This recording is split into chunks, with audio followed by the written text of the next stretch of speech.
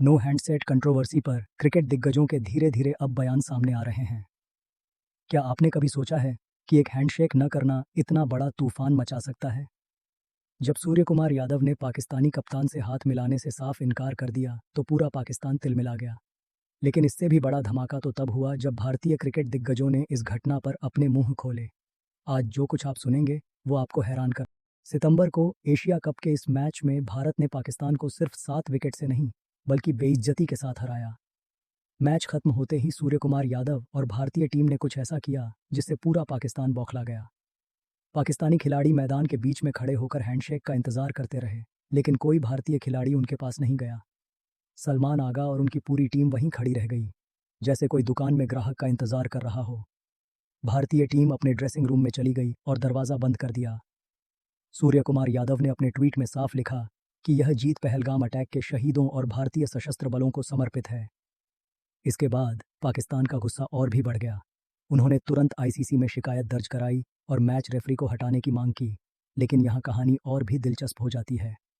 जब पूर्व भारतीय कप्तान सौरव गांगुली से इस मैच के बारे में पूछा गया तो उन्होंने जो कहा वो पाकिस्तान के लिए किसी सदमे से कम नहीं था। गांगुली ने खुले तौर पर कहा, पाकिस्तान के साथ भारत का कोई मुकाबला नहीं है। सम्मान के साथ कह रहा हूँ कि मैंने पाकिस्तान टीम को देखा है, उनमें गुणवत्ता की कमी है, यह सिर्फ शुरुआत थी।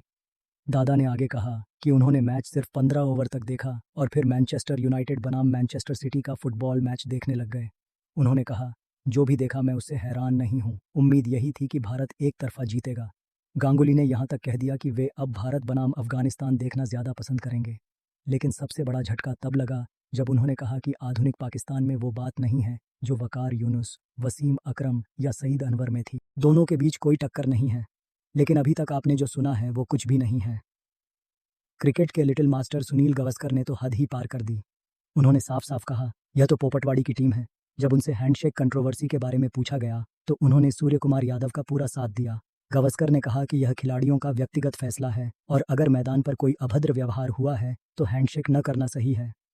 गावस्कर ने आगे कहा, मैं पाकिस्तान टीम को 1960 से देख रहा हूँ, जब मैं हनीफ मोहम्मद को देखने के लिए चर्च गेट से दौड़कर गया था। इस मैच में मुझे पहली बार लगा कि यह पाकिस्तान की टीम नहीं है। उनका यह पोपटवाड़ी वाला कमेंट अब सोशल मीडिया पर वायरल हो रहा है और पाकिस्तानी फैंस का गुस्सा देखने लायक है।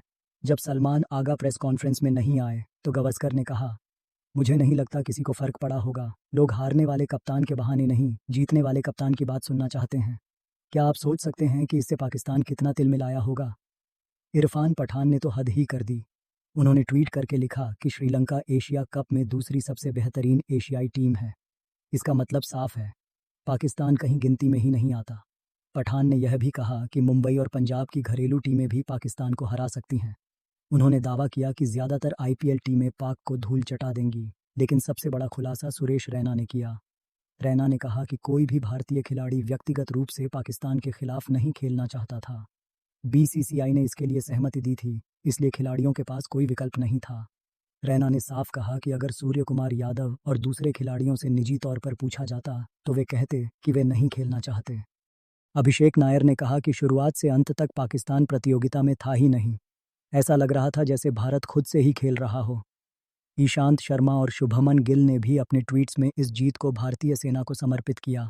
जब पाकिस्तान को एहसास हुआ कि उनकी बेइज्जती पूरी दुनिया में हो रही है तो वे बौखला गए। उन्होंने आईसीसी से मांग की कि मैच रेफरी एंडी पाइक्रॉफ्ट को हटाया जाए। पाकिस्तान का कहना था कि रेफरी ने भारत के व्यवहार पर कार्रवाई नहीं की, लेकिन आईसीसी ने उनकी मांग को सरसरी तौर पर खारिज कर दिया। इसके बाद पाकिस्तान ने एशिया कप को बॉयकॉट करने की धमकी दी, लेकिन यहाँ भी उनका मुंह काला हुआ क्योंकि बीसीसीआई ने साफ जवाब दे दिया कि हैंडशेक सिर्फ परंपरा है, कोई नियम नहीं। बीसीसीआई के अधिकारी ने कहा, अगर कोई कानून नहीं है तो कोई बाध्यता भी नहीं है। पाकिस्तान के पूर्व खिलाड़ी शाहिद अफरीदी ने बीसीसीआई और सूर्य कुमार यादव पर तीखा हमला किया, लेकिन उनकी बात किसी ने नहीं सुनी क्योंकि पूरी दुनिया जानती है कि पाकिस्तान क्रिकेट में कहाँ खड़ा है। इस पूरे विवाद के पीछे की असली कहानी राजनीतिक है। सूर्य कुमार यादव ने अपनी जीत पहलगाम अटैक के शहीदों को समर्पित की थी। यह सिर्फ एक क्रिकेट मैच नहीं था, बल्कि भारत का एक स्पष्ट संदेश था।